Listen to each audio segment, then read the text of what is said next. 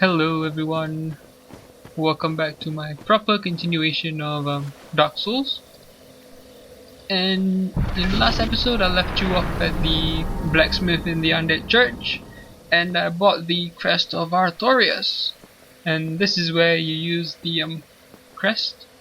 It's near the first bonfire in the Darkroot garden. I'm sure you've seen it in one of my previous videos of me going through this area. So let's see what we get here. So it's still just another section of the Darkroot garden, and what you'll see here is one of the more infamous type of enemies. You can hear their footsteps already. Yep. And it's invisible enemies. Yay! Well, the worst part of this is that you can't lock onto the guy who's invisible. And this was before, again, I probably have to keep saying this, but this was before patch 105. Is there someone next to me as well? Sheesh. Oh yeah, because I can't lock onto him. And as you can see, using magic is a bit hard. And yeah, I wasn't properly equipped to handle this situation. I didn't have any weapons on me, or melee weapons at least. And so I died.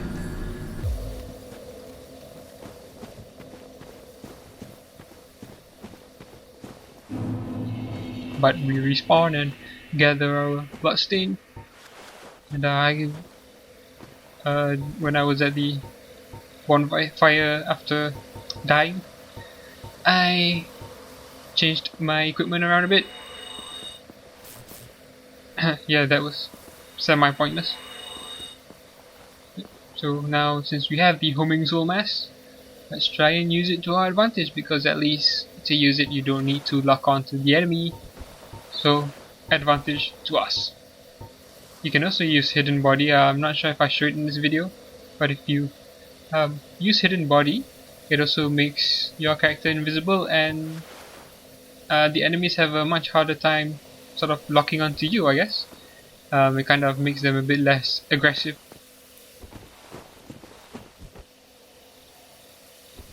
Try beat. Yeah, that doesn't sound all that helpful of an advice. So for these guys, you wanna pay attention to their footsteps, because you'll hear them, you just might not see them. And see, the other thing about, since you can't lock onto these guys, you have to attack manually, but you also can't sort of back away from them with your shield up, because you can only do that when you're locked on. You have to, yep, if you just turn around, or if you just want to back up, you can. You just run away and leave your back open, which is a big no-no, because they will attack you. But if you can just aim somewhat appropriately with whatever melee weapon you have, you should be able to take care of any of the invisible guys. They're invisible because they're part of the Forest Covenant. And if I was in human form now, I'd probably be invaded, which would be the first time I'd be invaded in the whole game. Which is kind of sad, really, that I haven't been invaded properly by a human character since playing the game. I've been invaded by NPCs, but I don't think that really counts. At least this magician dude isn't invisible, so we can attack him rather easily. Magician battle! Oh! Oh!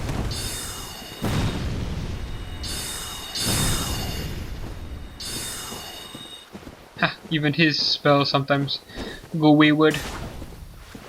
So yeah, in this area there are a few of the invisible guys that are a pain to deal with, and each time it's gonna be hard to see them, so sometimes they creep up behind you, so you always wanna hear out and listen out for them approaching. And since this is actually where the Forest Covenant basically is, that cat that I encountered before, that who you have to talk to, her name is Alvina, I think. To join the Forest Covenant, you'll see me at the end of this video meet her again, just to show you how the level sort of interconnects with the rest of the Darkroot garden. So technically you didn't really need to open the Crest of Artorias or use it to open the door, but since you could come here normally or just the long way around. And we have some of these tree dudes we have to take care of. These guys are a bit stronger, and there are a few guys here, so I'm going to take care of them off screen. So I've dealt with them. And we have an item here. Let's see what it is. More armor! Which again isn't really all that helpful to me, since it just weighs me down. So this is a big area here. There's nothing really here. It just connects again to the rest of the Darkroot garden and the Darkroot basin. So if you certain section here is basically connects to, you know how I said the cat Alvina, and so if you remember from my previous video, after defeating the Darkroot basin Hydra, I climbed up a tall ladder and fought some werewolves and met Alvina. And basically it's just like a big U-turn, basically a big round circle within the Darkroot garden. So hopefully that isn't all too confusing to people. Here I'm pretty sure I could hear someone in the back, which is why I'm panning the camera behind me, and I stupidly make the mistake of falling off the edge. So you gotta pay attention. And we rise again in the Darkroot garden. So this episode is gonna be me more or less running around this area. I was actually considering to fight the boss here, and for various reasons, some of which are the fact that you can get an item. Well, let me hold on to that first. Here I just wanted to gain my bloodstain and then return to the bonfire to adjust my magic slots and my equipment, because I want to go to another section down here, which is a section we've been down before, where we went to fight the moonlight butterfly.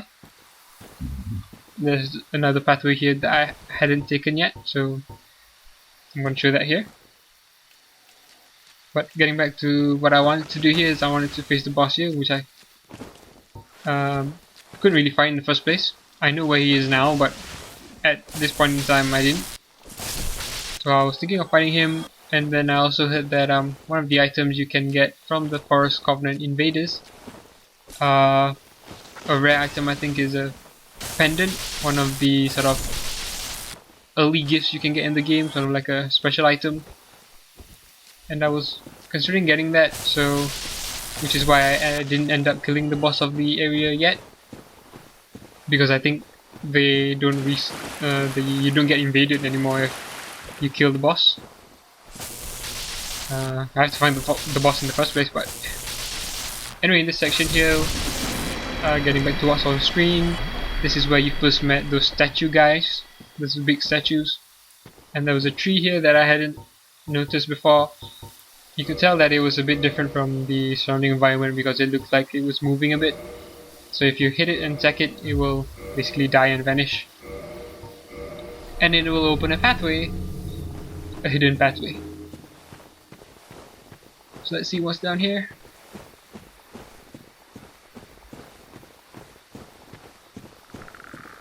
Whoa! What kind of enemy is this? First time I've seen it. Oh, one hit kill, not so bad I guess. Only 80 souls, not that much. Kind of weird looking thing.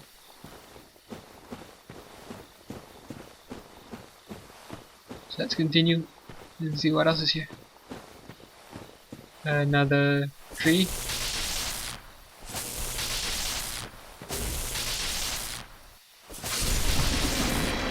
So it takes a few hits.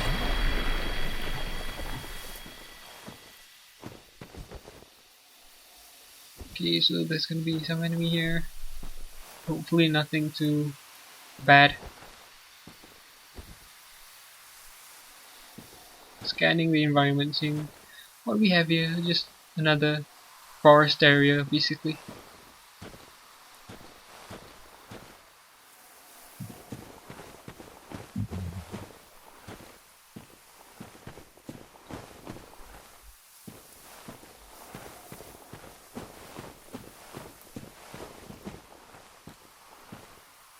Doesn't seem like there's much here.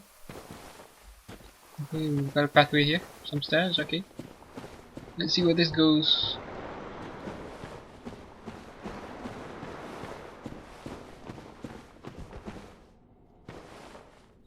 Okay, we've got an item ahead. Hopefully.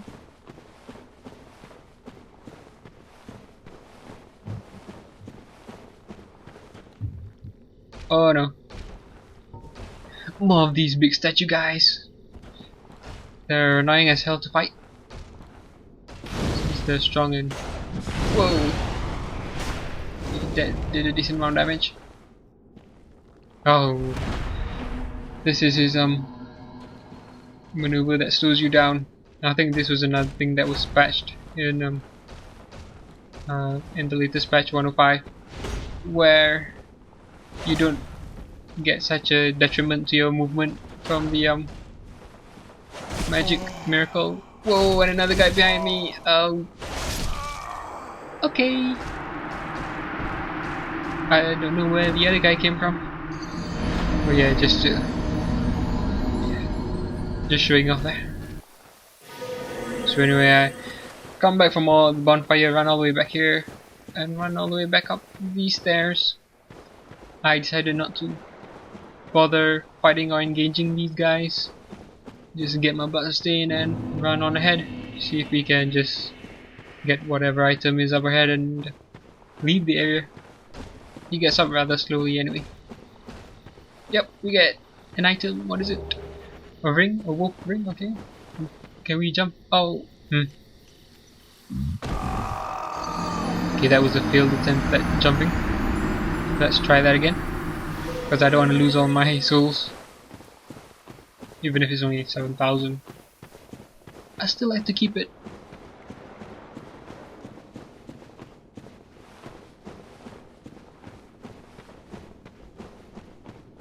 Being invisible does, I think, make you harder to detect, so you can get to them closer before they get up. Okay, recover first. Yep. Run and jump. Okay. Okay, now we've got some of these three things. Whoa! Okay, this place looks familiar. This should be near the bonfire, I think. So if you... yeah, this is near the beginning of the area. And if you were on this pathway before, you could always see there was an item to like on... an item to the side that you could get to. Which is basically the ring that I just got. Fire them! Oh, that was sweet. Yeah, chase me again, why don't you? So this should be, yep, that's the bonfire there. Let's rest there for a bit. Ooh, someone else. Hello. I guess I don't really need to rest at it, but why not? I think I'm gonna be showing what the item is. Let's see what we got.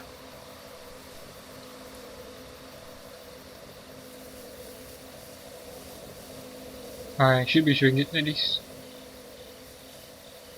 Come on.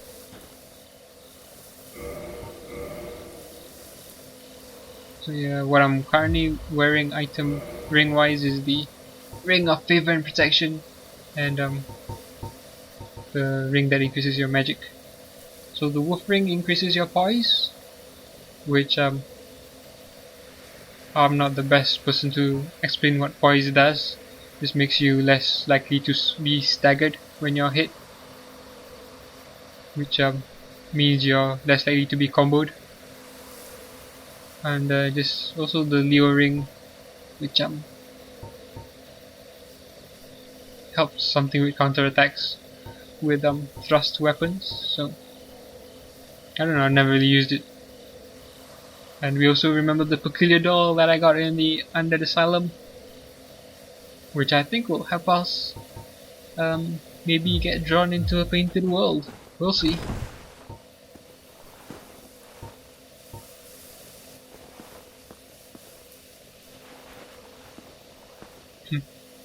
So for some reason I can't lay down my white summon sign here. Probably need to get into the area a bit more.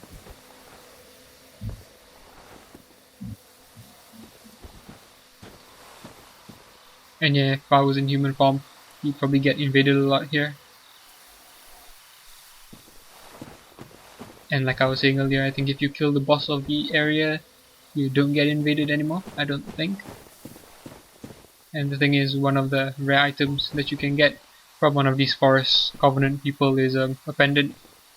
And I'm wanting to get that, hopefully. There's another way you can get it, so in the end I do kill the boss of this area, but I don't do it anytime soon. I do it a bit later.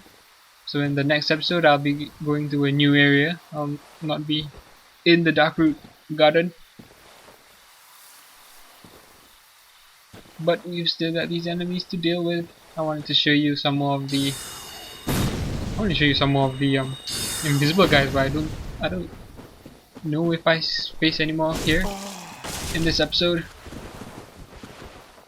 They do give you a bit of souls, so which is why there's also this farming method to get like 9,000 souls in like a couple minutes, because of you can take advantage of how these enemies move around, and they'll basically fall down to their deaths if you run to a specific location. That's kind of boring to me, and I don't really need to grind for souls, I don't think, at this point in time. So I just leave it be, I don't do it. You can look up other videos online if you want to see how to do that. They're annoying to take care of, these the invisible guys at least. There's this one dude also that uses bows and arrows, who keeps running away from you and is a big pain in the ass to deal with. I think I just left him. They're not technically in your way, you don't really have to fight them, so you could just run around them or something. But before I ended this video, I wanted to show you how the sort of level interconnects. So I wanted to show you where Alvina is, just so you know how the whole sort of Darkroot Basin connects to each other. Darkroot Basin and Darkroot Garden. So always be wary, you don't know where these forest guys might show up. I think there's another guy up ahead there. I don't think he's invisible though.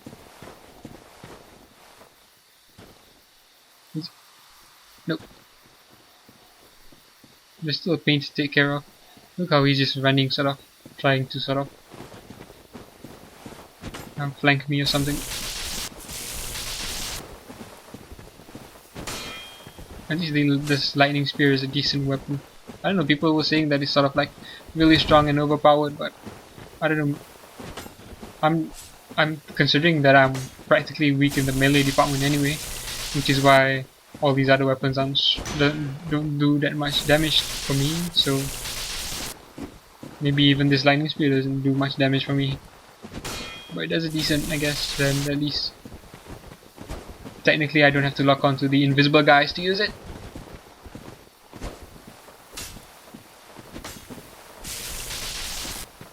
You're dead. So you can get a few amount of souls here. Some drop 1,000, some drop 3,000 I think. The invisible guys probably drop 3,000 souls. So this is, yep, where the Forest Covenant is. And we'll meet that cat lady. Yep. So sort of from here. the whole circle, she's still pissed off at me for not agreeing with her. But anyway, this is the end of this episode. Join me next time as I explore a new area. See ya!